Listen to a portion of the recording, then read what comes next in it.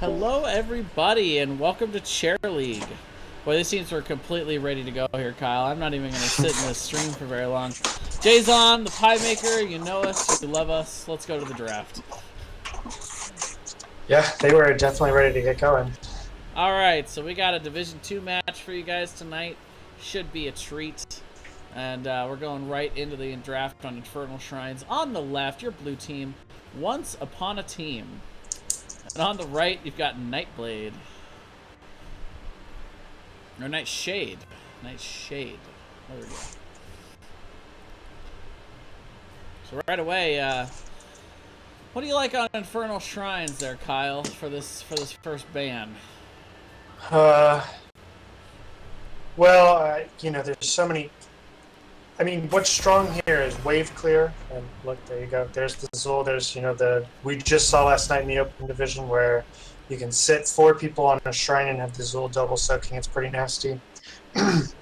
But what I really like here is wave clear, zone control, sustained fighting because you're sitting there hitting the 40 little guys for quite some time.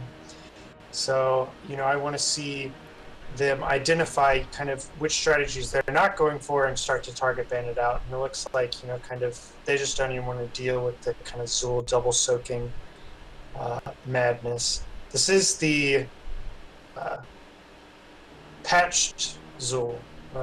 So the patch just came out. So this will be actually the first round of Chair League games since the patch yesterday, I believe. Yeah, that would be correct. It also is not being played on that open division server. So that would be the new Zul, but still apparently people are afraid of it, and I think rightfully so. Zul's pretty famous for his double soaking on this map and also on Towers of Doom, as well as Blackheart's Bay, which isn't really a factor here in Chair League, but I mean he's famous for that, and so I think it's a solid ban out. Meanwhile, Genji also going to be the ban out here for the side of Once Upon a Team. Yeah, I like the Genji ban. I mean, if both the Uther and the Genji come through, and then you let them both to the first pick, it really facilitates an Uther first pick, which then puts you in a position of either giving them the Uther Genji, which you never want to do, or taking the Genji into an Uther, which you also never want to do. It puts you in a really bad position. So by the time both get through the first ban phase, you probably want to ban one or the other at that point.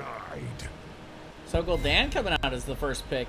You talk about wave clear as a premium here, Kyle, and you called it. Gul'dan, the first pick here for the side of NightShade, and he does wave clear like pretty much no one else in the game, while still managing to contribute a lot to the team fight.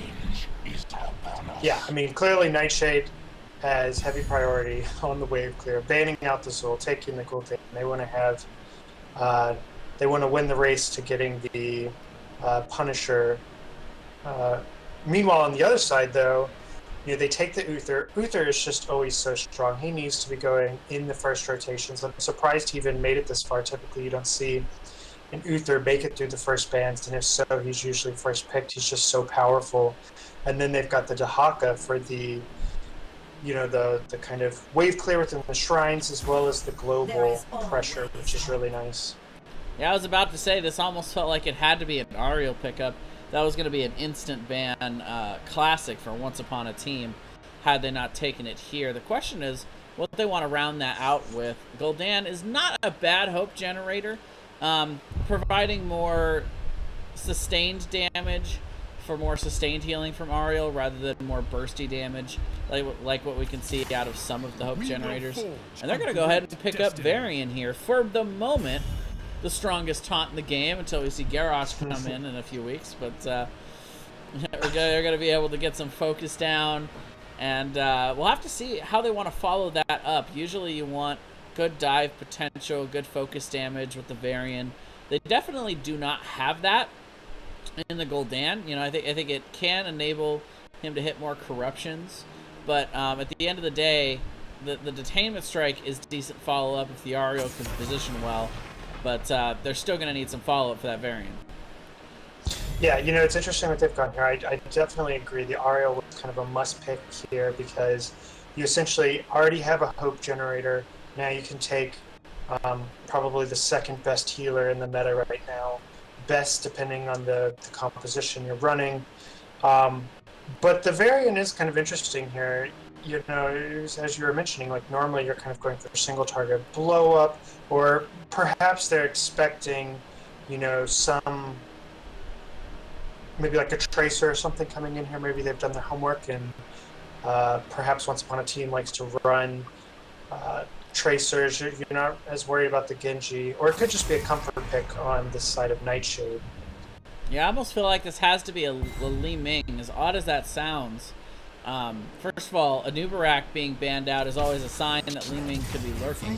But instead, they're going to go Diablo Vala and just completely ignore the Ming, which is great follow-up for the side of NightShade. As they do have Gul'dan.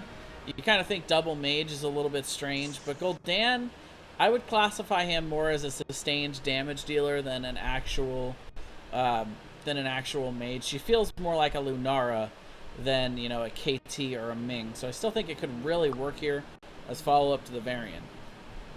Yeah. I really love what Once Upon a Team has done here with the Diablo Vala. They have a lot of control now within the shrines. The Vala is going to provide a lot of just sustained damage. If they follow it up with something like a task to really kind of empower a Trinity, you know, the 2 healer, 2 tank is pretty great. But they do go with the KT, which is also nice for the wave clear. But they did end up getting the Grey main follow-up to Varian Taunt, so they can really kind of blow up any taunted targets, which they do have some squishy people on the side of Once Upon a Team, so it'll be kind of interesting to see how it all turns out. Both teams ended up with quite a bit of wave clear as well. Yeah, I really like the KT pick coming out there. The Vala with the solo heals against the Greymane, I'm not sure if I like that as much. Between the Varian, the Johanna blinds to really make it hard for Vala to get done what she wants to get done. And then also the you know, the blow up potential between Greymane and Varian. I'm worried for this Vala. Uther does have the ability to de-shield after 10, and does have a couple of those big tanky frontliners. So that's kind of the redeeming quality, but the single support Vala could be a rough thing to play in this meta. Yeah, I mean, she essentially has to play a, you know, very careful game, because she does have the triple frontline. One of the big benefits also of having Uther is that he counts as another frontliner, which is great. But, you know, the Varian, if she is ever out of position, has the ability to just dive in along with the Greymane, and she's instantly blown up. So she's going to have to be very careful with only having the Uther heals. So it'll be interesting to see what Uther goes at level 10, like you were saying, with the Divine Shield. It almost seems like that would be the most viable option here, just because even with the Greymane, they don't seem to have this like kind of heavy melee dive comp going from the other side, so I would expect the Divine Shield. Alright, well, we are loading into Infernal Shrines, Game 1 of this best of 3 Division 2 Chair League series. It is going to be Once Upon a Time, your blue team on the left, with Pedrishu is going to be playing the KT, Gabriel on the Dahaka, Nufti on the Uther, Jade Green is going to be playing the Vala, and Tapapi going to be playing the Diablo. And on the right, we've got NightShade with Alpian on the Gul'dan, Griff22 on the Joanna, Briley on the Greymane, Rebrab on the Varian, and Limingway on the Ariel. Right away, we do see both teams going ahead and marching in towards the mid. Varian, of course, not having quite the effect that he would like to have pre-10, particularly before 4, when he really starts to hit his first power spike.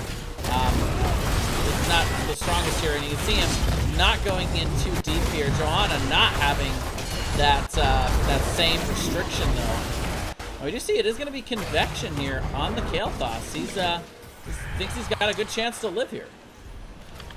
Yeah, you know, and that was kind of a nice little skirmish for both sides. I mean, if you end up looking at it. Nothing really came of it. However, Gul'dan ended up getting 11 Fell Flame stacks. He's going to Q build there. KT got 4 Convection stacks. So it really kind of built up these questing talents that these mages are both going during that little skirmish there. You reminded me to practice with my my talent macro, buddy. I appreciate that. That's what I'm here for. We've got the viewer that'll tell us what they are, but we got the little viewer pop-up to tell us to keep track of silver touch stacks. They keep track of all the stacks, so love it.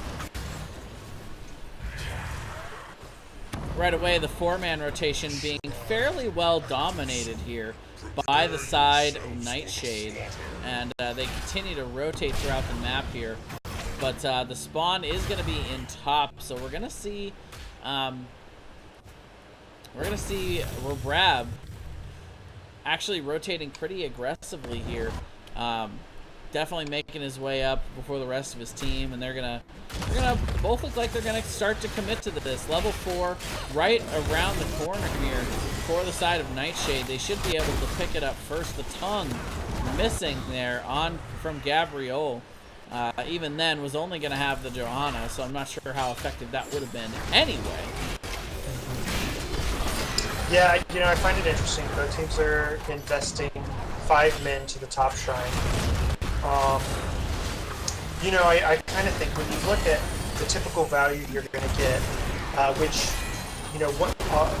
put that on hold because a lot of aggression is going down in Diablo who ends up going down. Diablo getting caught in a little bit too deep there.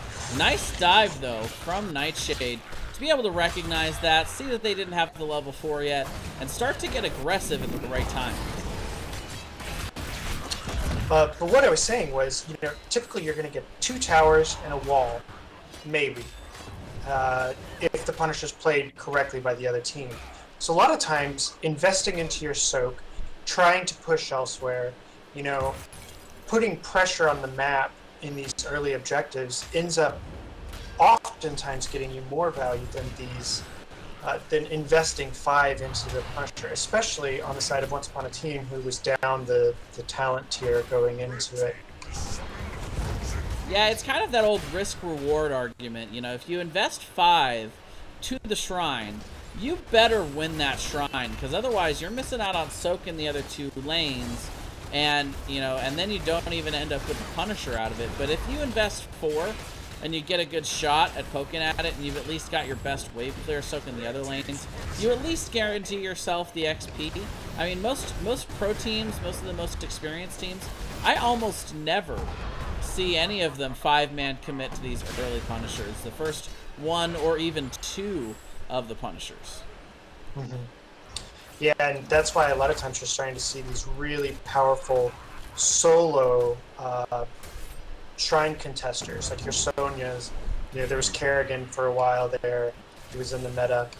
But just people you can sit that person in the shrine. They can very quickly kind of go through it while their 4-man is able to leave, deal with whatever pressure the opponents are trying to put on the map, or themselves get a lot of pressure on the map and start to get some structure damage.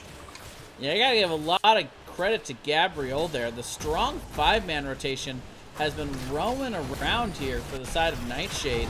They were looking to get that pick on Dahaka, but he rotated out of the mid before they were able to get to him, and then also wisely rotating down and out. Now he's rotated top, really punishing this 5-man rotation, giving the side of Once Upon a Team a chance to really catch up in the soak department. Yeah, they are playing the globals really well. I mean, they're investing 5 people down bot. That's, really dangerous, and you really need to get value or a kill or something, of which they did not. And at the same time, the Dahaka was able to just start to chunk away on towers at the top lane, and really put pressure elsewhere. It's like, if you're going to put 5 down here, that's fine. We're going to defend with the KT, who got a lot of value off the spreading of this W, and, his Q. And we're just going to push up top with the Dahaka. 18 stacks for Convection right now. Almost completed for Pedrishu. This is when, as a KT player, you're usually playing extremely careful. Like, I just want those stacks. And he'll whiff on that one as he throws it into the shrine, but you see Gabriel going ahead and burrowing on down. This one's going to be the full 5-man commitment. Greymane actually slowly rotating his way down at this point, but they have gotten here. Level 10, still out of reach for both of these teams. Ultimate's not going to end up being a factor for this shrine phase. You see Varian rotating out maybe a little bit far, but right now they're doing a nice job of zoning. Like you said, they're trying to be careful for this KT. 19 stacks. He just needs one more to be able to complete this quest, and they really don't want to give up that death right here. But and there it is. He will be able to complete that convection quest. And now both the wave clear and team fight potential get a nice boost for the side of Once Upon a Team. Yeah, there's a lot of low health bars going down here as they're really starting to spread the KT bombs, and a lot of AoE damage is going down in there. They end up losing the Gul'dan and all of that. However, NightShade ends up getting the Punisher in the end.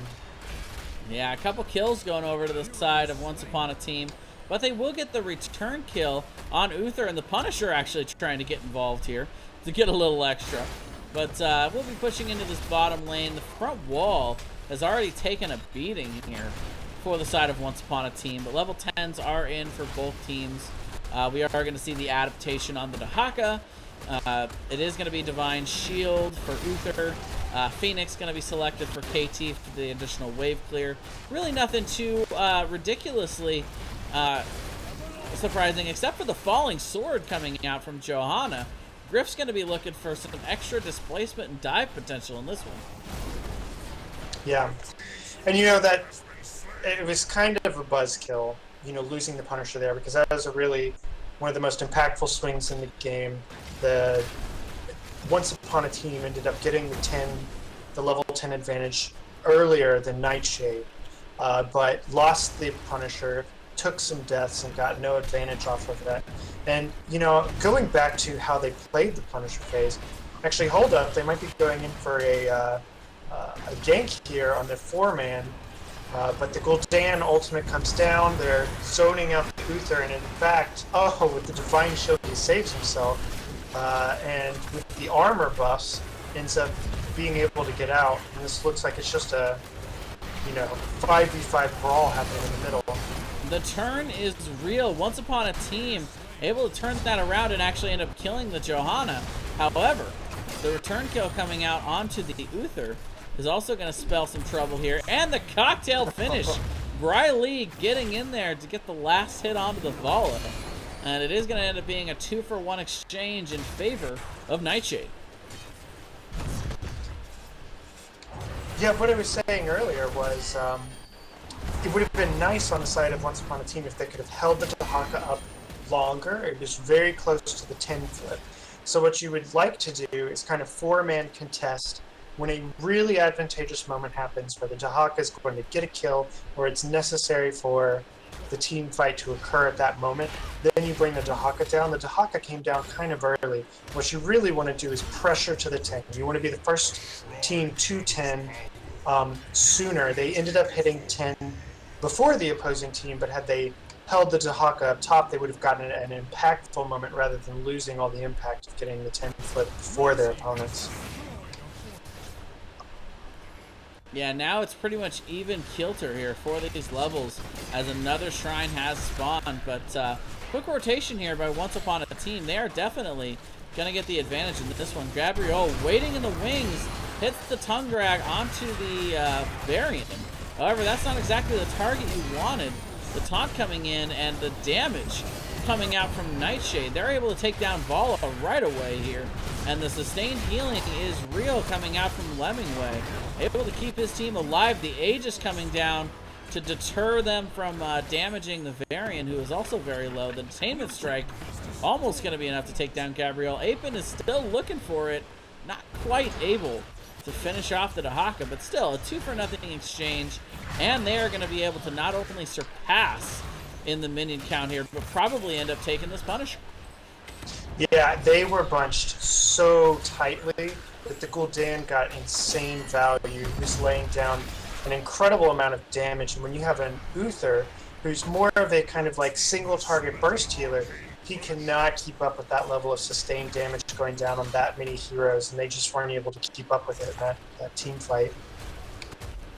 And you see the Punisher leaping in here onto this fort as the side of NightShade looking to take advantage of this Punisher. Half health Varian is gonna have to pop that that damage mitigation there, keep himself up. Not getting a whole lot of hope generation here onto Lemmingway at the moment. The Punisher successfully baited over the wall. They're gonna be able to take down this front wall, and if I'm NightShade, I am hightailing it out of here, but Diablo has some other ideas. The Iron Skin going to be popped to be able to get Grip out of that, though, and they will have a successful retreat as they are well on their way to 16.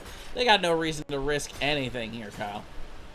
Yeah, no, I mean, that was a good disengage. I probably personally would have liked it a little sooner just to be safe, so that especially with the engage potential of a devastating charge Diablo.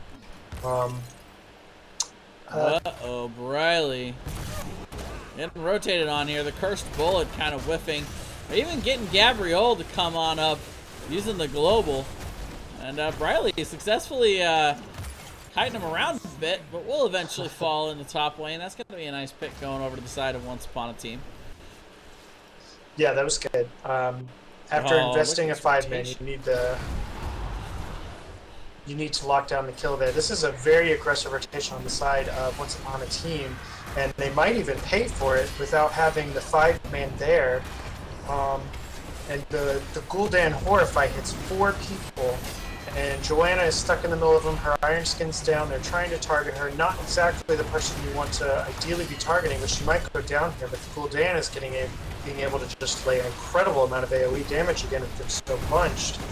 And everyone on the side of Once Upon a Team is so low, and they're going to have to disengage here because the Uther is just not going to be able to keep up with that. The Dahaka ends up going down in the end on the back end of that. Holy Alpine Batman, Gul'dan. With he is the just flank. starting to town. The positioning there was incredible there by Alpine. And just in general, you know, they focus the tanks. You mentioned that. Not exactly what you want to do here. Varian getting very low there. Johanna using every little bit of those health bars. But the taunt also onto the Vala. They got a very early Vala kill there, and it really affected a lot of that. At the very least, they poked her way down to the point where they had to disengage with D-Shield. But Gabriel going to come in, get the flank and the tongue, but he's going to get turned on here. KT already down in this fight. We're going to have to rotate out and be a little more careful here. Level 16 is here for the side of NightShade, and going to be pretty much another free Punisher going over to them here in the top lane. Yeah, I mean, they are definitely going to want to stop bunching up now, because if they thought it hurt before, they don't even know what it's going to feel like now that Rampant Hellfire is online for the Gul'dan, because he specifically stacks off of the number of heroes he's hitting. If he's hitting 4 heroes with a Q, he's instantly getting nearly the full 5 stacks of Rampant Hellflame damage bonus with each Q now. And so he is going to just start chunking away at them. You know, the Gul'dan has been doing a really good job, and the tanks on the side of NightShade have been doing a really good job of kind of zoning for the Gul'dan so that he's able to get his Qs out on a large number of the opposing team, because it is one of the harder, or it's the more vulnerable talent tree to go with him as opposed to his E build. And it really requires him to be in more vulnerable positions, but if you're able to zone like they're doing on the side of NightShade, it really is the best talent tree to go. And right away, we see them baiting the Punisher over. They are able to annihilate this Punisher in pretty short order. Level 16 is here from Once Upon a Team. So I think at this point, probably better for them to rotate out, go ahead and get the clear on the lanes. They're going to lose that bottom fort before they can get there. But they could get this Dahaka pick. Gabriel Again, with that huge... Oh, the taunt! Oh, Able to the get him taunt. right before he was able to brush Stalker out. He might have been better just continuing in with his race car form there and just trying to vroom his way down the bottom, but got caught with the taunt. A little bit greedy on the attempt to brush Stock out. That's going to be another pick going over to the side of NightShade. 9-4 in the kill count right now. They lead. Mm-hmm. You know, the one benefit here, though, is it's still anyone's game. Well, hold on one second. They're taking an actually rather aggressive team fight here in the middle, despite the fact that it was down 3v4. Now it's a 4v4 skirmish with the Diablo going down. He does come back, but this is actually pretty bad. With the Uther falling as well.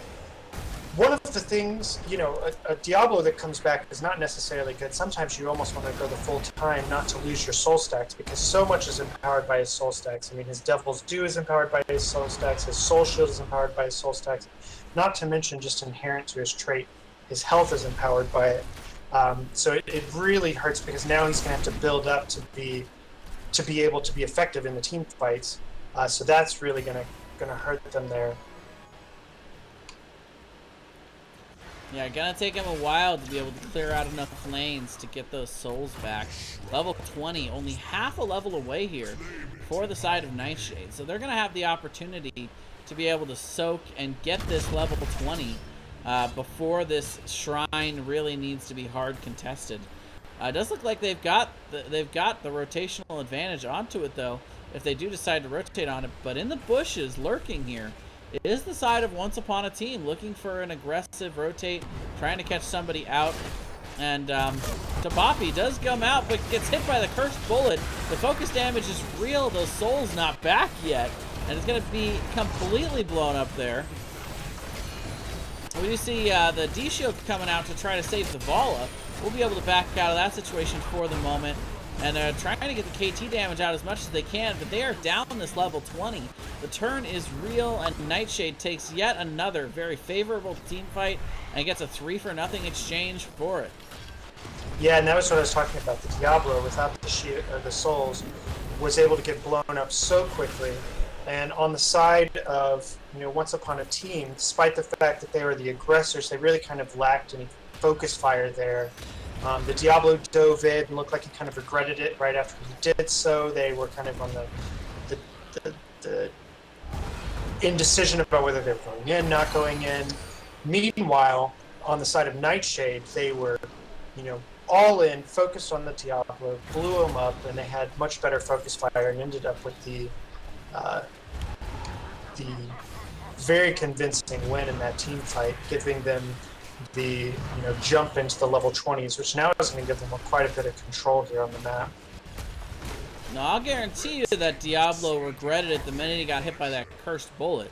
Tried to throw out the APOC immediately there to counter the engage, but it was not enough. The divey mobile heroes on the side of NightShade just went ahead and came in on him, finished him off in short order, and then just took that 4v5 team fight. The taunt coming out onto Diablo once again is going to be blown up here, and that's a rough start to that team fight for them.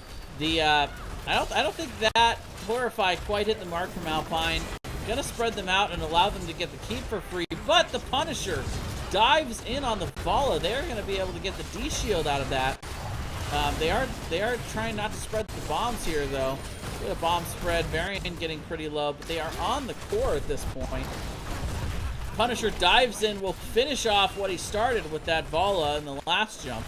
And that is going to be it. GG. Game 1 going over to NightShade. Yeah, that was a very well-played game on the side of NightShade. And, I think Once Upon a Team probably learned a couple things from that. You don't want to group up against a Gul'dan. But then secondly, apparently the nerfed Cursed Bullet still hits pretty hard. So they learned that the hard way.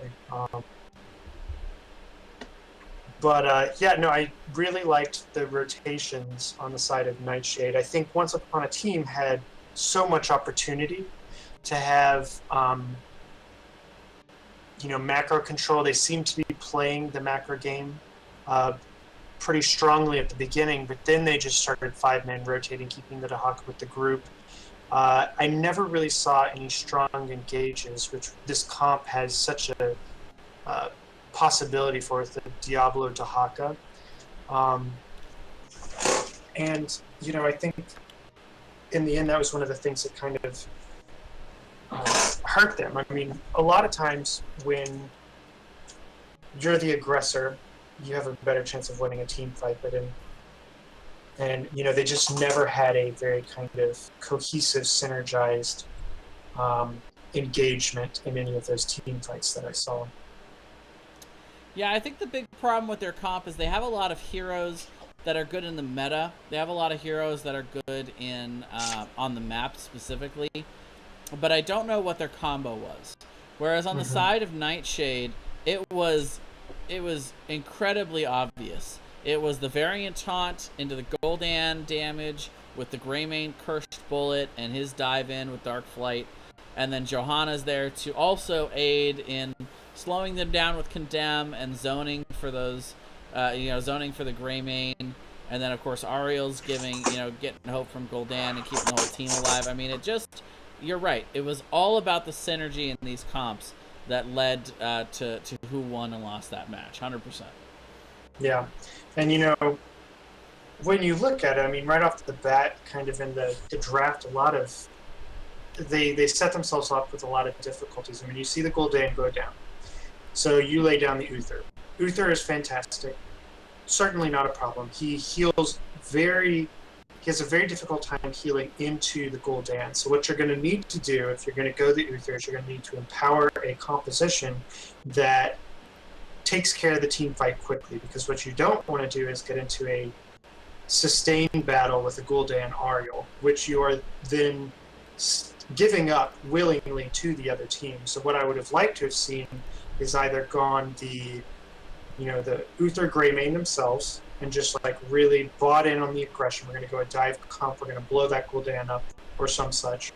Or instead go like a Vala Ariel, since they clearly had interest in the Vala as that was a part of the draft that they ended up putting together. It would have been nice to see kind of a Vala Ariel, deny them that power pick healer. The Uther is a strong pick, but he's not as strong actually with the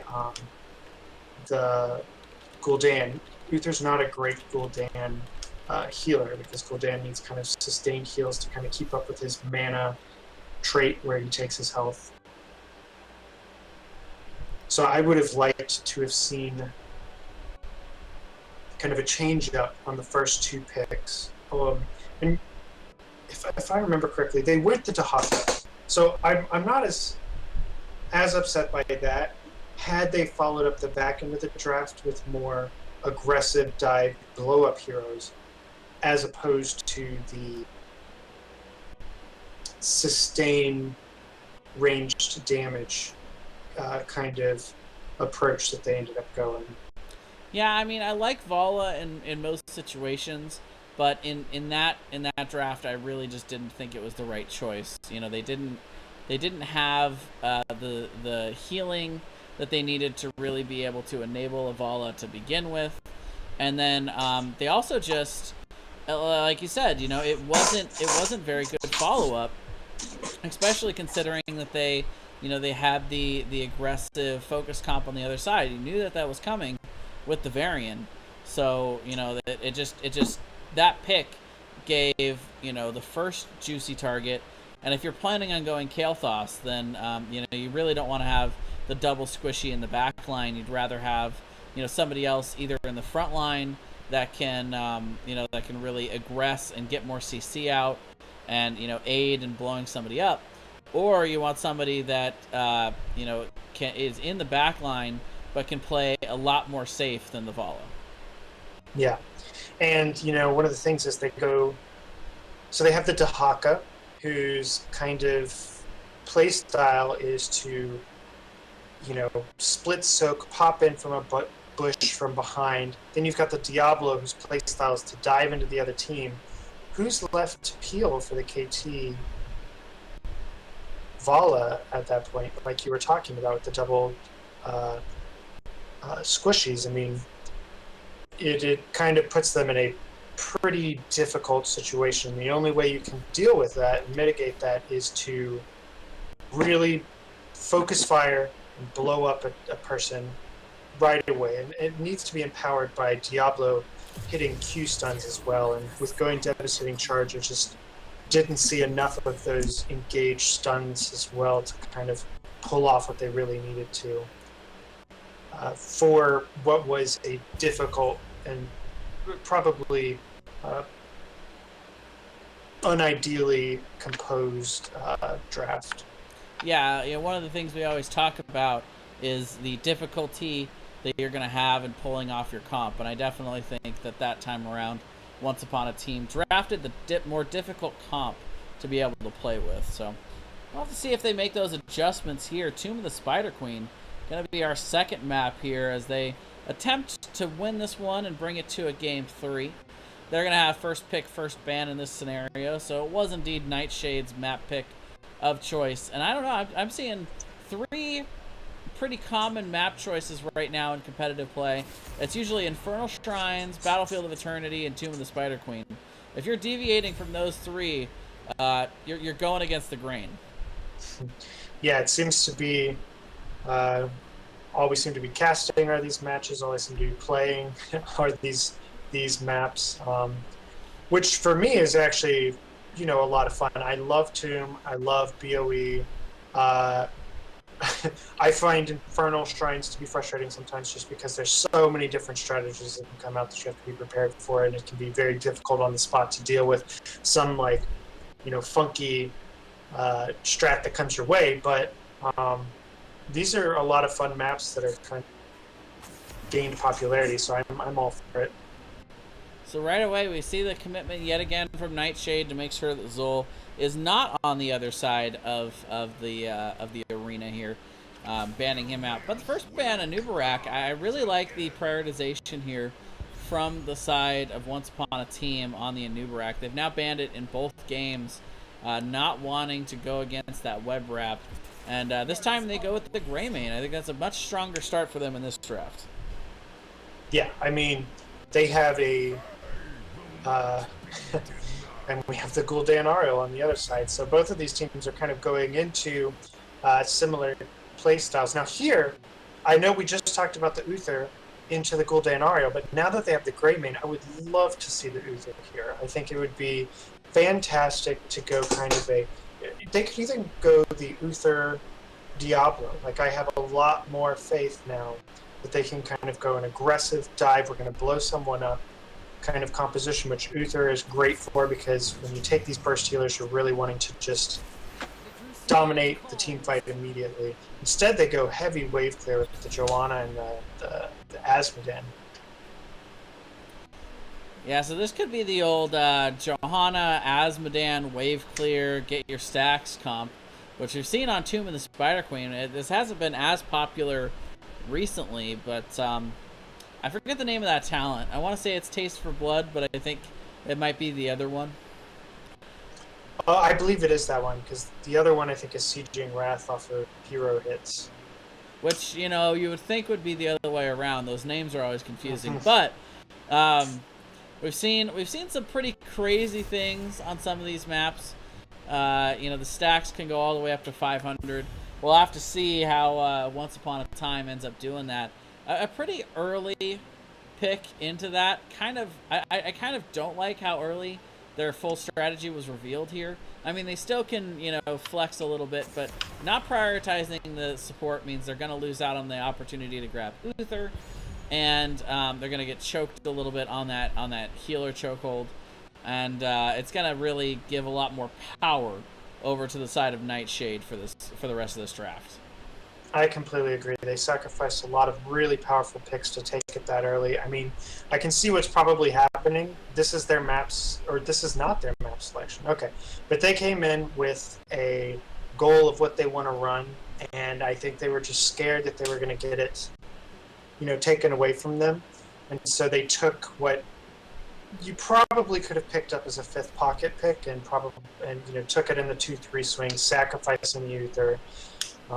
As well as giving over quite a lot to the other team in order to solidify this game plan of theirs. So they really have to execute it. I mean, if you're going to give the enemy team more powerful picks by taking less meta picks, and you're going to sacrifice you being able to have access to those picks as well, you've really got to nail that strategy down. So it'll be interesting to see how they play it. I mean, they're obviously very confident in their Asmodunk play, which I'm excited to see. Yeah, NightShade gonna go ahead and pick up the Malthael as a counter. We got Johanna and Asmodan, two of the highest health pools in the game. So that's just an example there. They see it really early, so they can game plan around how exactly they want to counter it. They pick up the Muradin, and they'll pick up the Malthael to be able to get that percentage-based damage on those high health pool heroes. Yeah, and you know, I really like the Malthael pick because what they are attempting for over here on the Asmodan, this is Once Upon a Team side, is you know, they're kind of hoping for late game here. I mean, with building up stacks on the Asmodan, getting the pushing to where they can really poke hard. But on the other side, Malthael is a fantastic late game hero, and you know, you really don't want to kind of go against a level 16 on Malthael. So they picked something to where it's like, if it does make it to the late game and we're getting the strong poke damage, we still have a very powerful late game composition ourselves, which I like. The Stitches and the Malfurion coming out here for the side of Once Upon a Team. Leoric going to be picked up to have yet another percentage-based damage. And I'm not sure how I feel about the Stitches pick. I don't think I like it. I think their comp, it might be trying to do a little bit too many things. You know, there is a little bit more synergy involved with, you know, the Johanna and the Asmodan together. The Malfurion, the Greymane, and the Stitches are a good three-man combo for the hook, the root, and then the dive in from Greymane for the damage. But because the two halves of those teams aren't synergizing together as well, I'm a little worried at how they're going to pull this strategy off. Yeah, no, I agree. We've seen countless times now where compositions do two things a little bit, but neither incredibly well. I mean, what they've got going for them is they can hook into the root with a cursed bullet, you know, aggressive dive follow-up. But then it makes me wonder, what is the Asmodan doing here? He's not helping in any, you know, way whatsoever. Nor does the Johanna really help there. I mean, you're relying on the Greymane to do all of the damage to really lock that down. That, or you're just hoping the Asmodan's going to lock the kill as they're trying to get away, kind of thing. Meanwhile, they're also doing, you know, a lot of heavy frontline into what was already a Malthael on the board, and then, you know, the final Leoric pickup. Yeah, I would have liked to see something more like a Li Ming, maybe a Rhaegar as the main healer to be able to get the Ancestral out onto Greymane.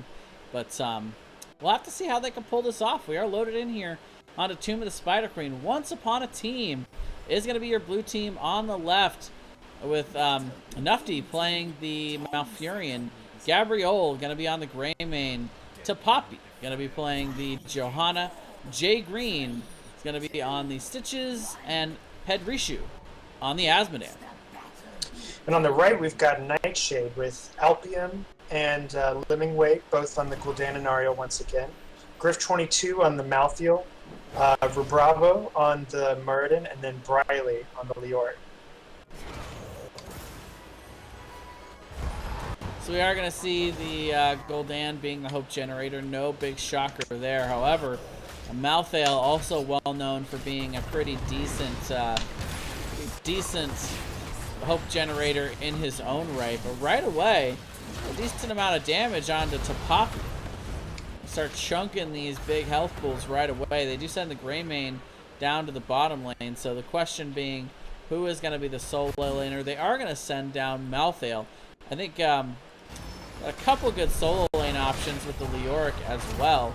But they actually will send the duo down there, trying to get a little bit of harass out onto the Greymane.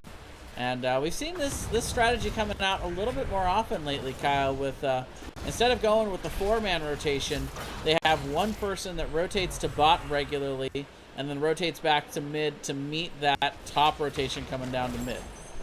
Yeah, and I really like that. I mean, what it does is if you do get a gank, that's incredibly powerful for your team. What you're doing is you're eliminating those gems and getting a much stronger gem lead, and you're also eliminating the soak that the opposing team is getting there unless they rotate down and completely disrupt their 4-man rotation. You know, I was kind of wondering if maybe they were going to go for the Sieging Wrath and, you know, attempt for kind of a mid-game push. The Stitches comp kind of has a really strong mid-game. And Sieging Wrath is kind of something where you have a really empowered mid-game. But it does look like they're going for just the 4-man Tasting Blood rotation. They're getting a lot of stacks on it to their benefit. But they are kind of suffering a lot of health in the meantime, so it's going to be interesting to see what they're going to be able to do in terms of turn-ins, because it seems like the turn-in control is really dominated by the side of NightShade. Yeah, we do see the full commitment here from the side of NightShade, chunking down to Poppy, and Pedrishu actually in a ton of trouble here. Is going to have to back out. Briley maybe stepping in a little bit too far, is also going to have to back out. Many of the members of NightShade also getting low, but they'll be able to rotate to the mid. The solid rotation going, and they definitely are ahead in the gem count right now. They are dominating in collecting these gems. We actually see the Stormbolt coming out there for the regrab. Oh, and Gabriel just sneaking in right through there. You know, I see what the side of Once Upon a Time is trying to do here.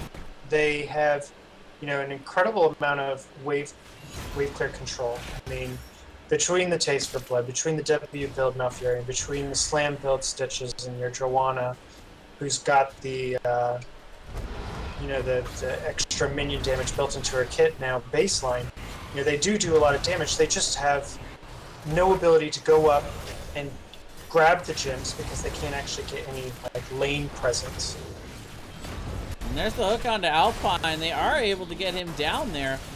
Level 7, not quite here yet for the reduced cooldown for Ariel to be able to keep pumping out those heals as the hope generation comes in. Had the full bar, but didn't quite get back to the cooldown in time.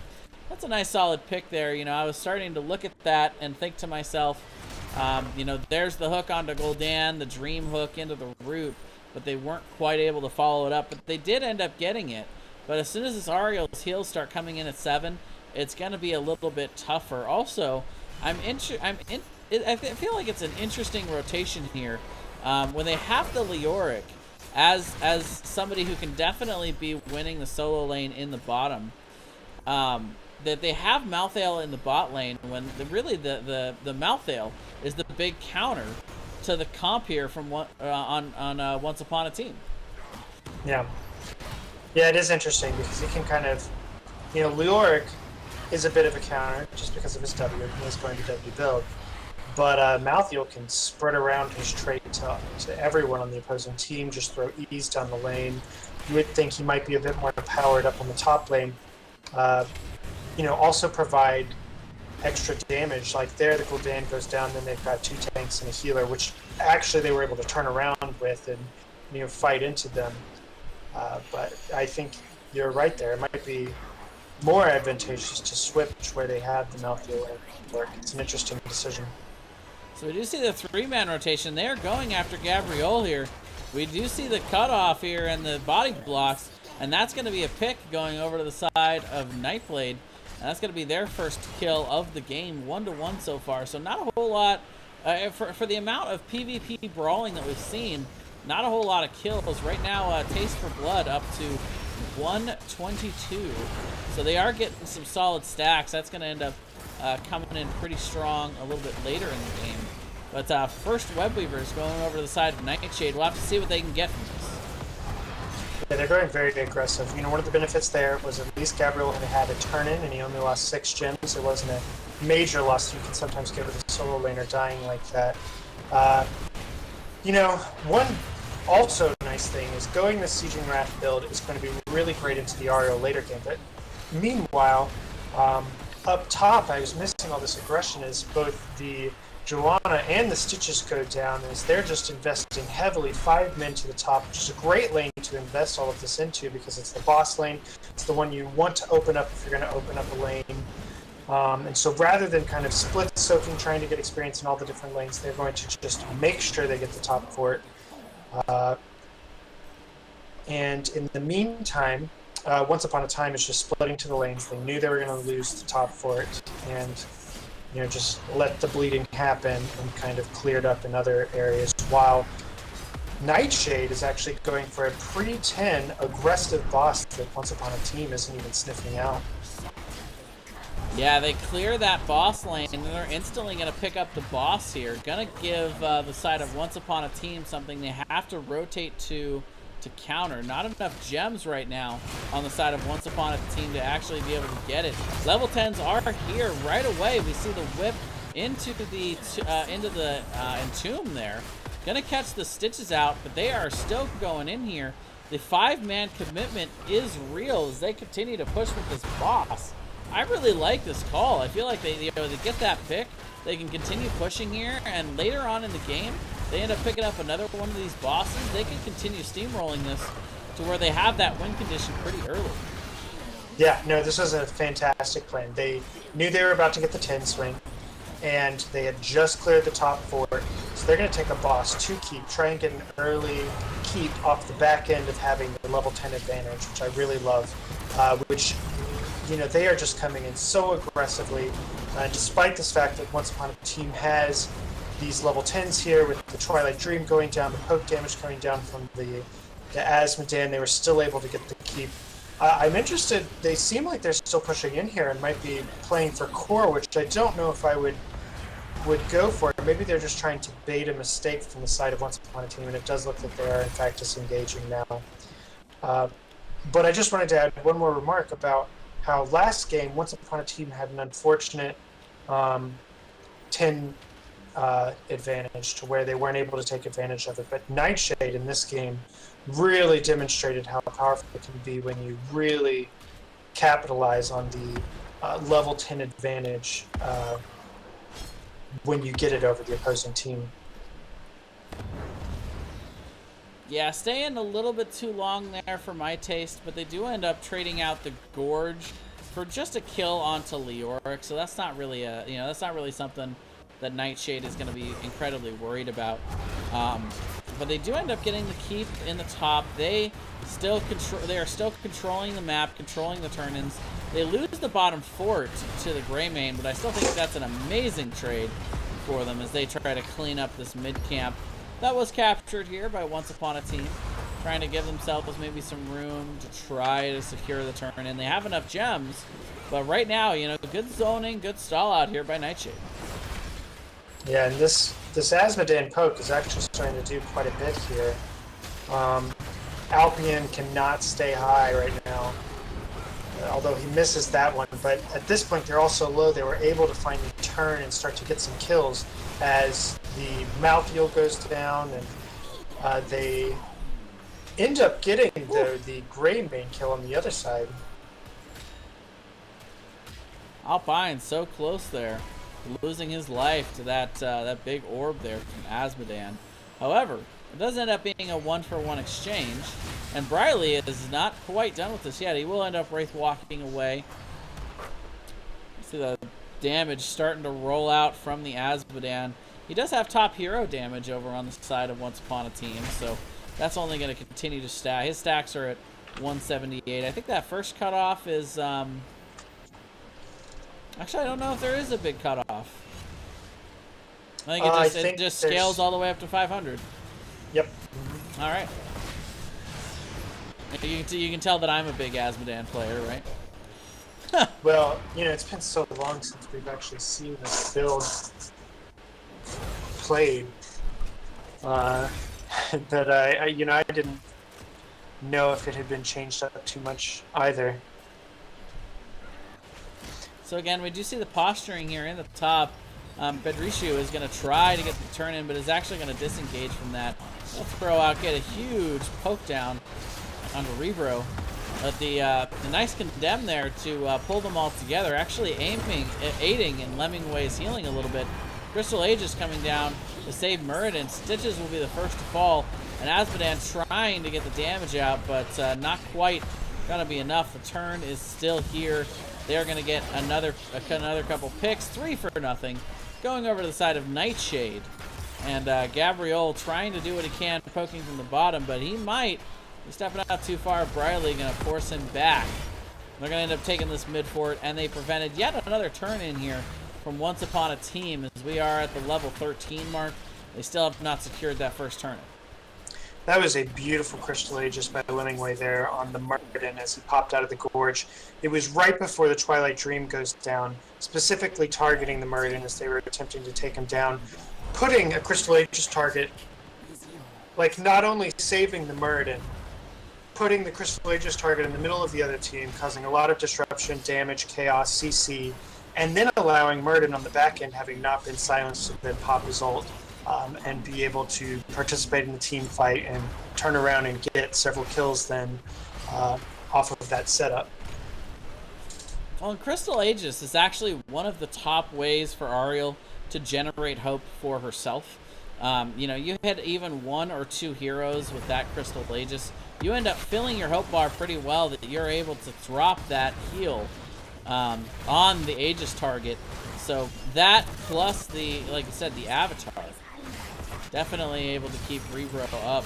But actually Rebro getting low here is going to have to pop the Avatar. But a huge Torify from Alpine. Going to separate out the Stitches and the Johanna in the front line. Gets completely blown up here. As they continue to siege in the bottom lane, they're going to jump in and actually get stun out onto Nufty as well. The 2 frontliners diving in deep. They are not done with this yet. However, the minion wave is done. Gabriel, seeing that, going to take advantage and get in on the Gul'dan, but he's going to end up paying for his life. A 1 for 3 trade overall, and the Webweavers are still pushing, and the Webweaver almost dead in that mid lane. They're going to end up getting the bottom keep off of this and a lot of that mid keep front wall. Yeah, this is you know, a pretty dangerous spot right now for the side of Once Upon a Team. It does look like they're kind of disengaging. They don't want to sit here and team fight this too much more now, because the chances of them defending that keep was very slim, and what they don't want to do is die and lose a triple keep in the middle. They really need to protect that to have a chance to get back into this. They do still have a chance. I mean, they can now. You know, the one thing that's nice about having the double keeps is that all these lanes are coming to them. They can just start to get the Azmodan stacks, stay back, delay as best as possible once they have the 16 flip turn in from the opposing team. But they'll really have an opportunity to start to clear waves with the Azmodan and build up the stacks, which are now at 280. So he's really starting to build up now. But you see the rotation in here from the side of Nightshade, and they are able to jump on the Stitches and get a ton of damage out. Tormented Souls being popped there by Griff, and he's going to be able to get into this back line and get a ton of damage on Nufty. He goes down, Johanna will fall, and all of a sudden, this is looking like this could be the beginning of the end for the side of Once Upon a Team. Rebro still very, very low here, but does have that passive ability to go ahead and heal himself back up, and they are getting started on this core. The shields are beginning to fall. They don't have any minion pressure with them at this moment, but they do have 3 down with 5 on the core. Griff getting incredibly low. Is going to be able to get that heal from Ario. Gabriel, not a whole lot he can do. Low health, and 70% Stitches coming back into this one. The hook is down. Greymane will fall. Aegis onto Griff to try and deter. And this is going to be it. They are able to pull this off. Game 2 and the series going over to Nightshade. Yes, GG's to both teams. Those were well-played games. It was exciting to see some new strategies there that we don't get to see very often. You know, there was definitely some value that was you know, coming out from it, but it was just not enough poke and sustain long range damage to really kind of keep up with what NightShade was doing there. And in the end, they just could not contest points. They had the wave clear. By all means, they could certainly clear waves and clean up, but it's just so difficult to get in and get a turn in when the other team has such a better team fighting. I'm going to stand on this point composition. Yeah, I think the big downfall in that one for the side of Once Upon a Team is that Azmodan could deal a lot of AoE damage. That's his big draw. And of course, 48k hero damage. He did deal quite a lot of damage. But when you're going with a Stitches and Malfurion comp, trying to get the hooks, trying to get the follow-ups, you need to have damage now. You need to have damage that is focused and easily targetable, and that does not describe Azmodan. As far as the AoE damage mages, this is basically Azmodan's mage build, but it's more like Gul'dan in the slow but steady spread damage rather than the focused targetable spread damage that you would get off of a Li Ming or a Kael'thas,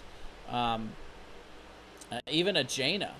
Could have been something they could have tried to use to follow up and blow up a pull target, but they just weren't able to get the kills. They weren't able to get the finishes. They have Greymane, who is a decent finisher, but with the overall comp, the Johanna, the Stitches, the Malfurion, you're not getting a whole lot of damage from anyone else other than the Greymane and the Azmodan. So they just didn't have the focused targeting damage that they needed. It was like we were saying at the beginning, this composition did two things kind of poorly, and neither well. Because you look at, okay, so take, for example, the Malfurion. You can see ZDoc in the chat talking about how when you look at the Gul'dan Malfield damage that's coming at you, the Malfurion just can't keep up with that. And the thing is, if you're picking a Malfurion here, your goal should not be to try and keep up with it. If you're picking a Malfurion, it's because you want the Stitches hooks, the lockdown, and to blow a target up so that you're not having to 5v5 people trying to keep up with the Malfurion.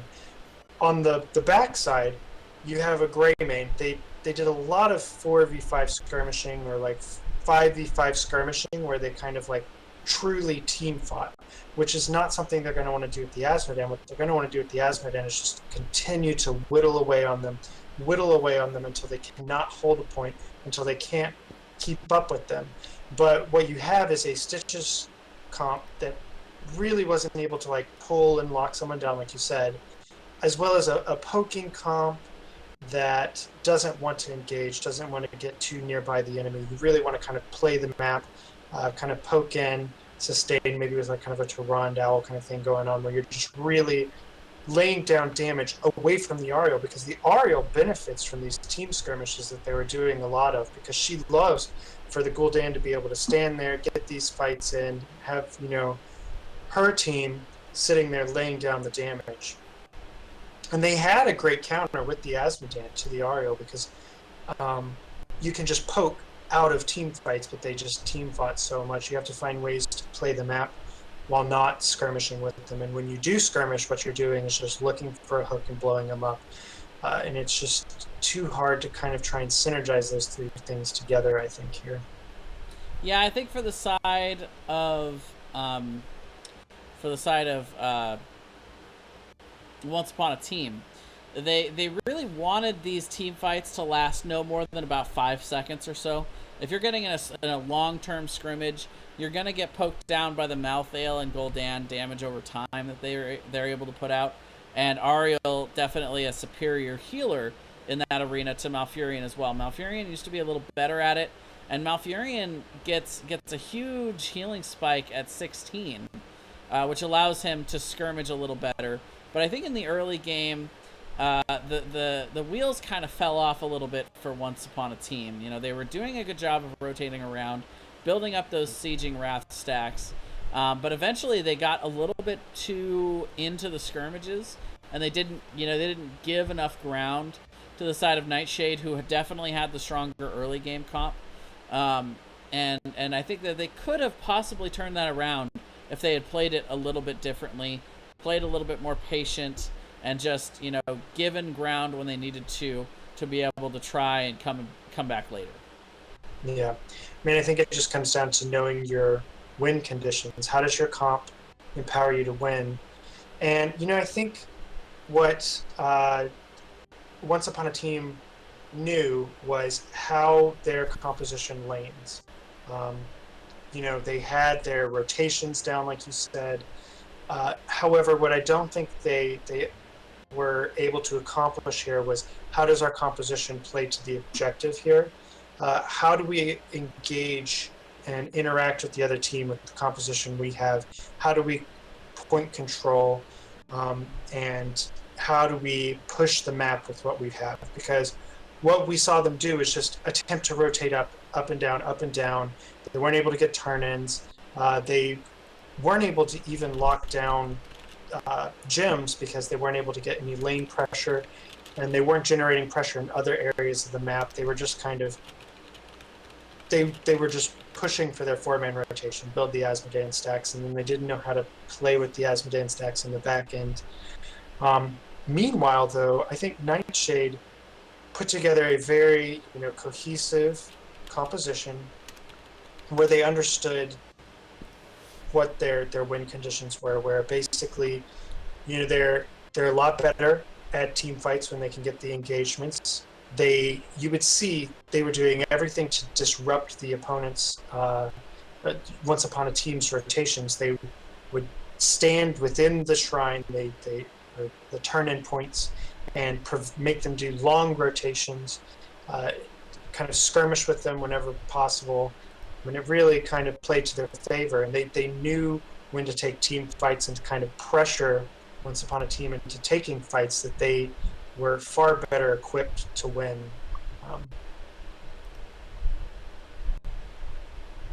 Yeah, I definitely respect a lot of what NightShade did there. You know, they did what they had to do, which mainly was based around, you know, putting just a ton of pressure on the side of Once Upon a Team, kind of forcing them out of the game that they wanted to play. You know, when you have to play your opponent's game, that's always going to be a big disadvantage for you. And they did a great job of pressuring, of keeping, you know, getting that early game boss, forcing in the top lane, rotating as 5. I think before most teams would think to stop, you know, side soaking and rotate as 5, because they knew they needed to force, and so they did it. But that's just a really, really heads-up play and really good understanding of what their comp was meant to do. And just good execution all around by the side of NightShade in this series.